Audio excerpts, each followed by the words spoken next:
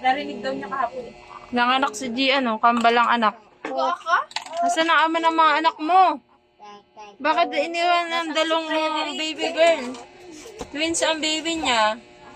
Ayan. Hindi ko talaga yan. 1 week lang ang pagitan po. Ito yung una pong nilabas. Ito yung... Tiyan. Hindi, ang 3 weeks ang ano nila, pagitan pala. Hindi. 28 ka, tapos ako 25. Oh, ilang weeks? 3 weeks ah. Wala pa Kasi, sa wow, ang ganda-ganda naman ng mga baby na yan. Yan ay gising. Yung isa tulog, yung isa mulat na mulat. Ang tataray naman ng mga baby namin. Nagsakuha kita ng malamig. Yan, nagising na din ang baby girl ko. Cute. Parang ganda. Ano?